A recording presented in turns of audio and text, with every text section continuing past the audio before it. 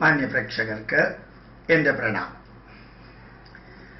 ഹിന്ദു ധർമ്മത്തില് യാഗങ്ങൾ നടത്തുമ്പോൾ അതിൽ മൃഗബലി പതിവുണ്ടെന്നും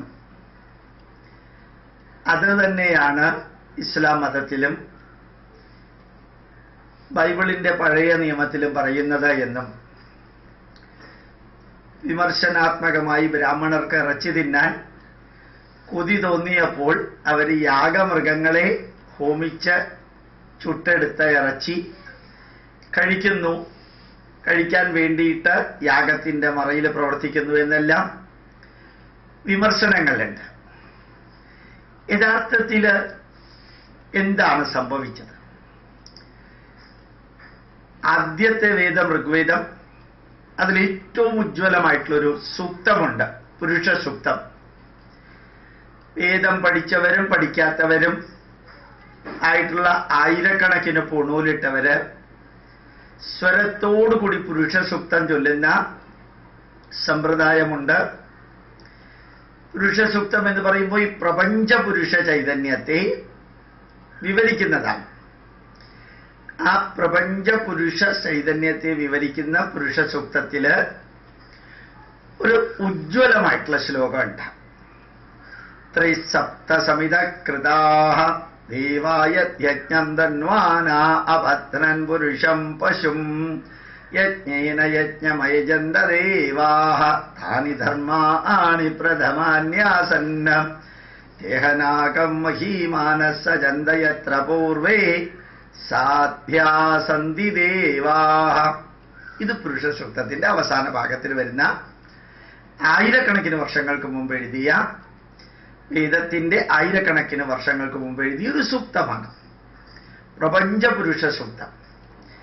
ഇപ്പൊ ഞാൻ പറഞ്ഞ വരിയുടെ അർത്ഥം ത്രിസപ്തസമിതകൃത, 3 സപ്ത 7, 3 7, 3 × 7 21 സമിതകൃത ഒരുമിച്ച് ചേർത്തിട്ട് ദേവാഹ, ഈ പ്രകൃതിയിലെ ചൈതന്യം, പ്രപഞ്ച ചൈതന്യം, യത് യജ്ഞം ധന്വാന, ഏതൊരു മഹായജ്ഞമാണോ നടത്തിയത്, പ്രകൃതി ഏതൊരു മഹായജ്ഞമാണോ നടത്തിയത്, ആ യജ്ഞത്തില് പുരുഷം പശും അബദ്ധനൻ, മനുഷ്യൻ, പുരുഷൻ എന്ന് വെച്ചാൽ മനുഷ്യൻ, മനുഷ്യനിലുള്ള മൃഗീയ സ്വഭാവത്തെ, പുരുഷം പശു, പശുത്വത്തെ, അനിമൽ ഇൻസ്റ്റിങ്ക്റ്റിനെ അബദ്ധനൻ ബന്ധിച്ച് ദേവാഹ യജ്ഞമയജന്ത, പ്രകൃതി അഥവാ ദേവന്മാര് ഒരു യജ്ഞം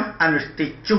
12 ലക്ഷം തരത്തിലുള്ള ജന്തുക്കളിലുള്ള മൃഗീയ വാസനകള് സ്വാഭാവികമായും മനുഷ്യൻ എന്ന ജന്തുവിലും ഉണ്ടാവാൻ സാധ്യതയുണ്ട്. ആ മനുഷ്യനിലുള്ള 3 × 7 ഭാഗത്തെ ഒരുമിച്ച് ചേർത്ത്, 3 × 7 ഏതാണ്? മനുഷ്യ ശരീരം നിർമ്മിച്ചിരിക്കുന്ന പഞ്ചഭൂതം, പൃഥിവി അപ്പ് തേജ വായു ആകാശം, പഞ്ചഭൂതം 5, പഞ്ചജ്ഞാനേന്ദ്രിയം ചെവി കണ്ണ് മൂക്ക് നാക്ക് ത്വക്ക് 5, പഞ്ചകർമ്മേന്ദ്രിയം കയ്യ് കാല് നാക്ക് പ്രൊക്രിയേറ്ററി ഓർഗൻസ് ഡൈജസ്റ്റീവ് ഓർഗൻസ്, 5 കർമ്മേന്ദ്രിയങ്ങള്. ഇപ്പൊ പഞ്ചഭൂതം, പഞ്ചജ്ഞാനേന്ദ്രിയം, പഞ്ചകർമ്മേന്ദ്രിയം, പഞ്ചപ്രാണൻ, പ്രാണ അപാന വ്യാന ഉദാന സമാനൻ, അങ്ങനെ 5 × 4 20 പ്ലസ് മനസ്സ്, അങ്ങനെ 21 എണ്ണം. 3 × 7 21. ആ 21 എണ്ണത്തിനെ സമിതകൃത, മനുഷ്യനിലുള്ള ഈ 21 ഫാക്ടറികളിലുള്ള ആനിമൽ ഇൻസ്റ്റിങ്ക്റ്റിനെ ബന്ധിച്ച് പ്രകൃതി ഹോമം നടത്തി ആ ഹോമത്തിൽ മൃഗീയ സ്വഭാവമില്ലാതെയായി. എന്നിട്ട് താനി ധർമാണി പ്രഥമാനി ആസൻ, അവിടെ മനുഷ്യനിൽ മാത്രമുള്ള ധർമ്മബോധത്തെ പ്രതിഷ്ഠിച്ചു. ഈ പ്രകൃതി മനുഷ്യനിൽ ധർമ്മബോധം പ്രതിഷ്ഠിച്ചു. പാസ്റ്റും പ്രസന്റും ഫ്യൂച്ചറും കണക്ട് ചെയ്യാൻ അറിയാവുന്ന മനുഷ്യനെ സൃഷ്ടിച്ച്, അമ്മയും സ്ത്രീയാണ്, സഹോദരിയും സ്ത്രീയാണ്, മകളും സ്ത്രീയാണ്, ഭാര്യയും സ്ത്രീയാണ്. 4 സ്ത്രീകളോട് എങ്ങനെ പെരുമാറണം എന്നുള്ളത് അതേപോലെ മകനോടും അച്ഛനോടും ഭർത്താവിനോടും സഹോദരനോടും എങ്ങനെ പെരുമാറണമെന്ന് സ്ത്രീക്കും പുരുഷനും, അധ്യാപകനോടും രാഷ്ട്രത്തിന്റെ കാര്യങ്ങളും സമൂഹത്തിന്റെ കാര്യങ്ങളും കുടുംബത്തിന്റെ കാര്യങ്ങളും വ്യക്തിപരമായ കാര്യങ്ങളും ചെയ്യുമ്പോൾ ധാർമ്മികമായിട്ട് എങ്ങനെ ജീവിക്കണം എന്നുള്ളതിനെ കുറിച്ച് വ്യക്തമായ ബോധമുള്ളത് ഈ 12 ലക്ഷം തരത്തിലുള്ള ജന്തുക്കളിൽ മനുഷ്യന് മാത്രമാണ്. ആ ധർമ്മബോധം, ധർമ്മം, the one which is instructing you, the one which is guiding you, the one which is motivating you, the one which is directing you, ആ ധർമ്മത്തെ duty plus responsibility plus privilege, duty plus responsibility plus privilege ആണ് ധർമ്മം. ആ ധർമ്മത്തെ ഈ മനുഷ്യനിൽ പ്രതിഷ്ഠിച്ച് ദേവാഹ യജ്ഞമയജന്ത താനി ധർമാണി പ്രഥമാന്യാസൻ ദേഹനാഗം മഹീമാന സജന്ത എത്ര പൂർവേ സാധ്യാ സന്ധി ദേവാഹ. ഇതിപ്പോ ചെയ്തതല്ല, പൂർവേ ആരംഭത്തിൽ തന്നെ ചെയ്തതാണ്. ഞാൻ ഇന്ന് രാവിലത്തെ സ്പീച്ചിൽ പറയുകയുണ്ടായി, 2 മില്യൺ വർഷം പഴക്കമുള്ള മനുഷ്യന്റെ തലയോട് മംഗോളിയയിൽ നിന്ന് കിട്ടിയിട്ടുണ്ടെന്ന്. ഇപ്പൊ ശരിക്ക് 20 ലക്ഷം വർഷം പഴക്കമുള്ളത്. ഇപ്പൊ ഇന്നോ ഇന്നലെയോ അല്ലെങ്കിൽ ആദമോ അവയോ ഉണ്ടായതിനു ശേഷം അല്ല ഇത് സംഭവിച്ചത്. 10,000 വർഷങ്ങൾക്ക് മുമ്പ് ഈ പരിണാമത്തില് ജാത്യന്തര പരിണാമ പ്രകൃത്യാപൂരാ, ജീവജാലങ്ങളുടെ പരിണാമം പ്രകൃതി നിയമമാണെന്ന് പതഞ്ജലിയുടെ യോഗശാസ്ത്രത്തിൽ പറഞ്ഞിരിക്കുന്ന ആ പരിണാമ സിദ്ധാന്തത്തിൽ മനുഷ്യനായി പരിവർത്തനം ചെയ്തപ്പോൾ, പരിണാമം ചെയ്തപ്പോൾ ആ മനുഷ്യനിലുള്ള മൃഗീയ വാസനകൾ ഇല്ലാതെയാക്കാൻ പ്രകൃതി മനുഷ്യനിലുള്ള മൃഗത്തെ ഹോമിച്ചു.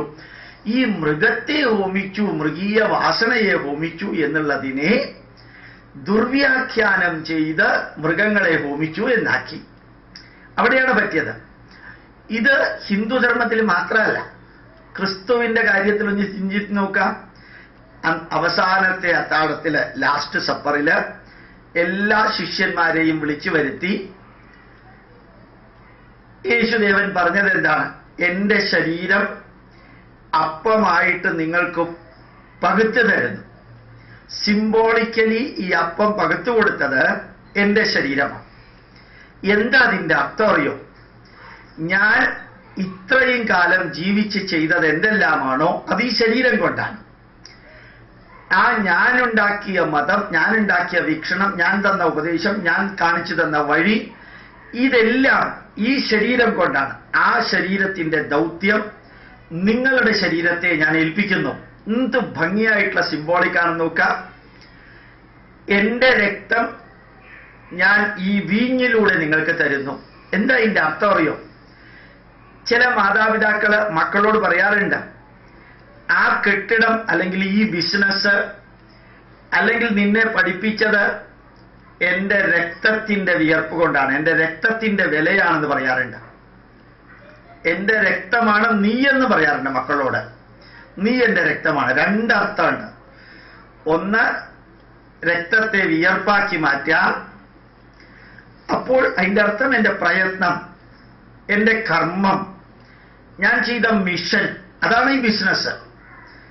ഞാൻ ചെയ്ത മിഷനാണ്, എന്റെ രക്തമാണ് ഈ വിദ്യാലയം, ഈ വിദ്യാഭ്യാസ സ്ഥാപനം. എന്റെ മുത്തച്ഛന്റെ രക്തത്തിന്റെ വിലയാണ് ആ സ്ഥാപനത്തില് എന്ന് ചിലർ പറയാറുണ്ട്. ഇപ്പൊ രക്തം എന്ന് പറഞ്ഞാൽ എഫർട്ട്, മിഷൻ ഓറിയന്റഡ് ആക്ടിവിറ്റി. രക്തം എന്ന് പറഞ്ഞാൽ മറ്റൊന്നുകൂടിയില്ല. മക്കളെ കാണിച്ചിട്ട് ഇവർ എന്റെ രക്തബന്ധുക്കളാണ്, രക്തബന്ധുക്കളാന്ന് പറയാറ്, രക്തബിന്ദുക്കളല്ല ബന്ധുക്കളാന്ന് പറയാം, ബ്ലഡ് റിലേഷൻ എന്ന് പറയാം. യേശുദേവൻ ആ രക്തം കൊടുത്തിട്ട് പറഞ്ഞത്, നിങ്ങൾക്ക് എന്റെ രക്തം പങ്കുവെക്കുന്നു. ഞാൻ ഏത് കർമ്മമാണോ ഇതുവരെ ചെയ്തത്, ആ വേദന സഹിച്ചും ദുഃഖം അനുഭവിച്ചും എതിർപ്പുകൾ നേരിട്ടും ഞാൻ ചെയ്ത ആ യജ്ഞം ഞാൻ നിങ്ങളെ ഏൽപ്പിക്കുന്നു. എന്ത് ഭംഗിയായിട്ടുള്ള സിംബോളിസാണ് നോക്കാം. അതിന് പകരം ഇവിടത്തെ ഈ ആർച്ച് ബിഷപ്പ് എന്ന് വെച്ചാൽ വളഞ്ഞ ബിഷപ്പ്, ഈ ബിഷപ്പും ഈ പാതിരിയും ഈ കപ്പ്യാരും എല്ലാം കൂടി ചേർന്നിട്ട് ഗോതമ്പുണ്ട തിന്ന് യേശുവിന്റെ ശരീരം തിന്നുന്നതും ഈ വീഞ്ഞ് കുടിക്കുമ്പോൾ യേശുവിന്റെ രക്തം കുടിക്കുന്നതുമായിട്ട് മാറ്റിയാല് ആ യേശുവിന്റെ രക്തമാകുന്ന യജ്ഞം, ക്രിസ്തു മത പ്രചരണം ഞാൻ നിങ്ങളെ ഏൽപ്പിക്കുന്നു. എഫർട്ട്, ശരീരം, ഈ ദൗത്യം ഞാൻ ഏത് ഉപകരണം ഉപയോഗിച്ചാണോ ചെയ്തത് ആ ഉപകരണമായ ഈ ശരീരവും ഞാൻ നിങ്ങൾക്ക് തരുന്നു, എൻ്റെ ശരീരവും എൻ്റെ രക്തവും നിങ്ങൾക്ക് തരുന്നു എന്ന് പറയുമ്പോൾ ഈ ദൗത്യം എൻ്റെ കാലശേഷവും ഏറ്റെടുക്കാനുള്ള മുഴുവനും സന്ദേശം ഞാൻ നിങ്ങൾക്ക് തരുന്നു. അതിന് പകരം ചെയ്തതുപോലെ ഹിന്ദു ധർമ്മത്തിൽ പറ്റിയ ഒരു അബദ്ധമാണ് മനുഷ്യനിലുള്ള 21 കോമ്പോണന്റുകളിൽ പഞ്ചഭൂതം, പഞ്ചപ്രാണൻ, പഞ്ചജ്ഞാനേന്ദ്രിയം, പഞ്ചകർമ്മേന്ദ്രിയം, മനസ്സ്, അതിലുള്ള മൃഗീയ വാസനകളെ ഹോമിച്ചു എന്നുള്ളതിനെ ദുർവ്യാഖ്യാനം ചെയ്ത് മൃഗത്തെ ഹോമിച്ചു എന്നാക്കി മാറ്റി. അങ്ങനെയാണ് യഥാർത്ഥത്തില് ഈ മൃഗങ്ങളെ ഹോമിക്കുക എന്നുള്ളതും യാഗത്തിന്റെ ഭാഗമായിട്ട് യജ്ഞപശു എന്ന സങ്കല്പവുമെല്ലാം തെറ്റായിട്ട് വന്നത്. 10,000-കണക്കിന് വർഷത്തെ പാരമ്പര്യമുള്ള ഒരു സംസ്കാരത്തില് ഇടയ്ക്ക് അടിഞ്ഞുകൂടുന്ന ദുരാചാരങ്ങളും അന്ധവിശ്വാസങ്ങളുമാണ് ഇത്. ഇങ്ങനെ ഇല്ല എന്ന് സത്യാനന്ദ സരസ്വതി, ജ്ഞാനാനന്ദ സരസ്വതി മുതൽക്ക് ശരിക്കും ശ്രീബുദ്ധദേവൻ മുതൽക്ക് ശങ്കരാചാര്യ വരെ കംപ്ലീറ്റ് ആൾക്കാർ പറഞ്ഞിട്ടുണ്ടെങ്കിലും, ശ്രീനാരായണ ഗുരുദേവൻ വരെ അത് പറഞ്ഞ് പ്രാബല്യത്തിന് വരുത്തിയിട്ടുണ്ടെങ്കിലും ഒരു വിഭാഗം ഇപ്പോഴും എടുക്കാതിരിക്കുന്നു എന്നുള്ളതും അതിന്റെ വസ്തുതയാണ്. യഥാർത്ഥത്തിൽ ഹിന്ദു ധർമ്മത്തിൽ മൃഗബലിയില്ല. അത് ഇങ്ങനൊരു ദുർവ്യാഖ്യാനം കൊണ്ട് വന്നതാണെന്ന് കൂടി ഓർമ്മിക്കാൻ സാധിക്കട്ടെ. പ്രണാമം, നമസ്കാരം.